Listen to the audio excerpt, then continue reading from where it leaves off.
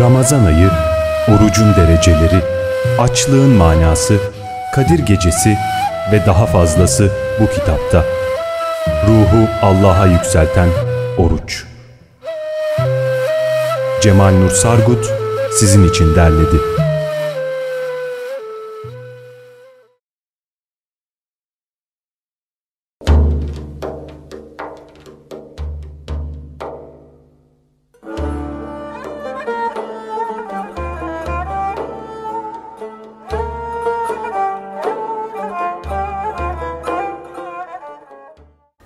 Hocam seyircilikten devam edelim müsaadenizle. Buyurun canım.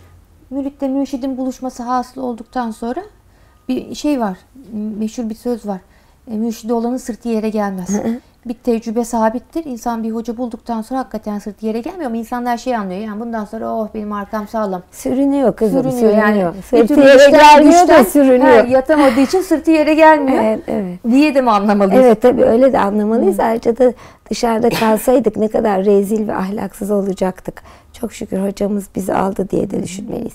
Şimdi mürşit bulduktan sonraki gene Mesnevi'nin o hikayesine dönersek dünkü hikayesine.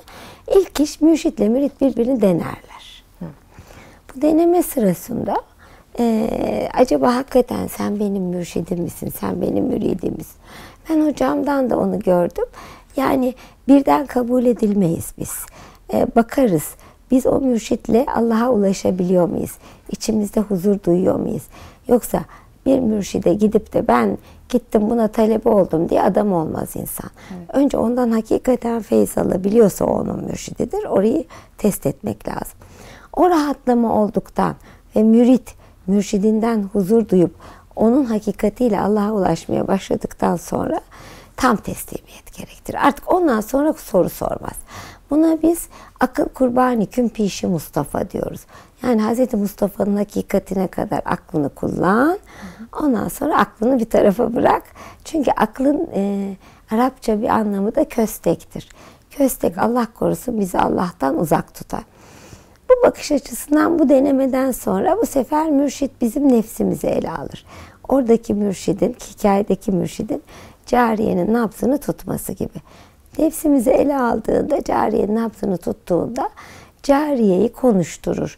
Bu da Mevlana'nın psikoterapiyi Freud'den falan çok önce bulduğunu ve cariyeyi konuşturarak nabzının attığı yerde cariyenin dünyaya aşık olduğunu keşfettiğini gösterir.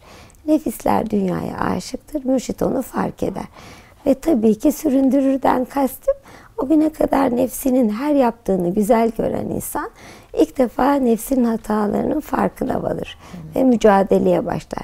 Kendi içindeki mücadeleye başlaması da çok büyük bir efor gerektirir, sürünür insan.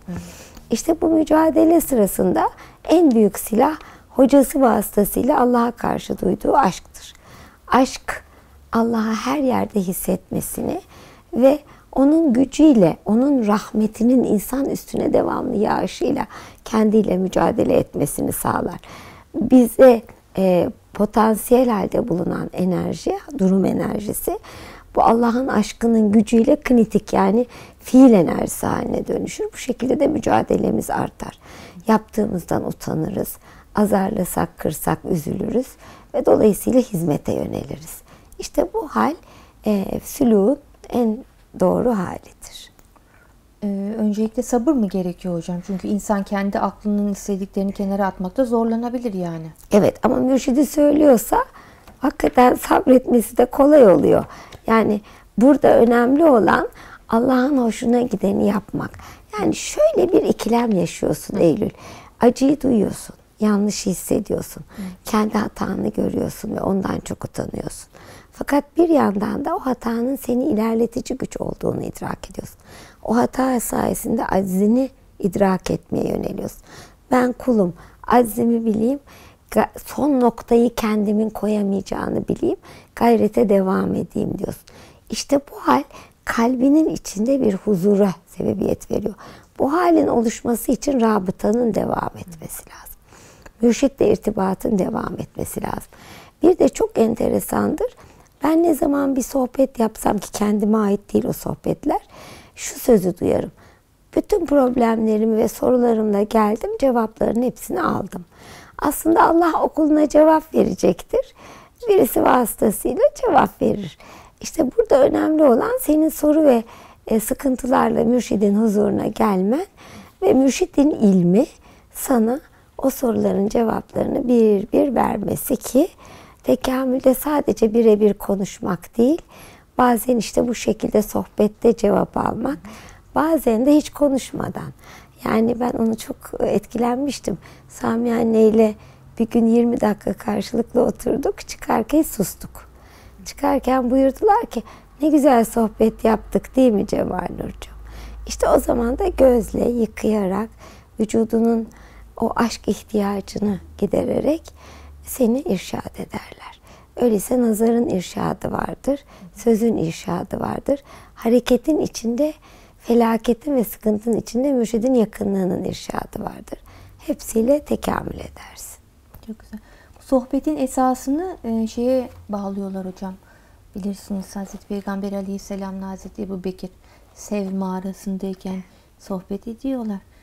O ikisinin dostluğu Allah'la beraberdi diyor Peygamberimiz. Yadigar. Yadigar. İşte bu vücut mağarasının içinde de kamil insanın ruhuyla sohbette olmalısın kızım. O zaman senin nefis gibi olan varlığın kamilin o muazzam sohbetiyle yıkanır. Mücadele kolaylaşır. Savaş yaptığını düşünmezsin. Bana Almanya'daki lisede cihatı anlatır mısınız diye sorduklarında ben onu Mevlevi Ayin-i Şerifi ile anlattım. Çünkü tamamen cihatı anlatıyor. Neden?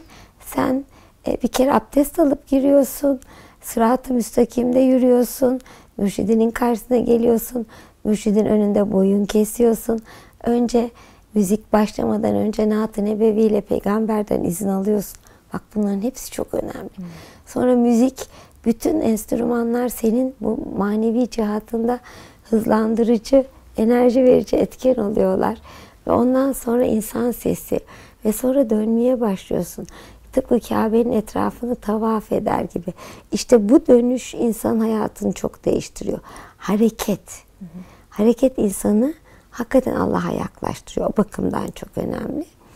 Dolayısıyla bütün bunlar cihattır. Hiç boş durmayacaksın. Cihatın ana kaidesi bu. Devamlı Allah'la irtibatta olacaksın ve devamlı harekette olacaksın. Bu hareket tefekkür olabilir, düşünce olabilir, yürümek olabilir. Dönmenin iki mühim hali var. Merkezcil ve merkez kaç kuvvet. Bunu çok seviyorum. Dönme esnasında bu iki kuvveti aynı anda yaşarsın. Merkezcil kuvvetle Allah'a rapt olmuşsundur. Merkez kaçla da içindeki bütün küfri kötülükler senden uçarak uzaklaşır. Gördün mü dönme ne kadar önemli. Evet. Hareket yani. Hareket temizleyici bir şey herhalde hocam. Evet.